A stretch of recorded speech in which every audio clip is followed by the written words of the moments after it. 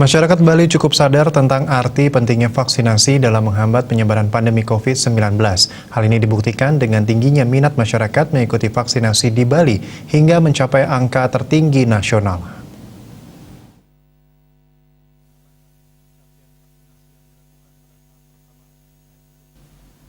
Menurut Komandan Korem dan Rem 163 Wirasatya Brigjen TNI Husein Sagap, masyarakat Bali memiliki kesadaran tinggi mengikuti vaksinasi, sehingga setiap tempat vaksinasi selalu dipenuhi oleh masyarakat.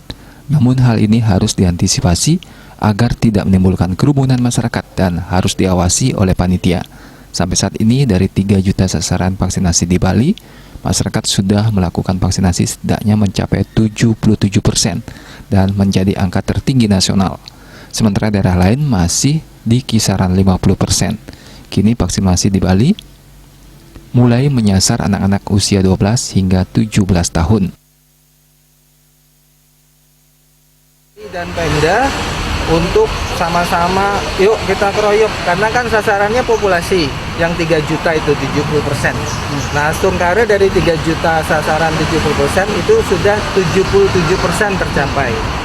Jadi cukup tinggi, di Bali sangat tinggi. Kalau di daerah lain mungkin 50% aja belum. Ya, Bali, Sungkara, masyarakatnya antusias untuk divaksin. Dan perdana yang kita lakukan di Bali adalah vaksin kepada usia remaja. Sudah kita mulai dari tanggal 3, 4, 5, hari ini juga terus sampai vaksinnya habis.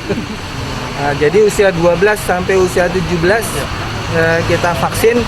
Hanya mungkin perlu lebih tertib lagi sehingga tidak terjadi kerumunan.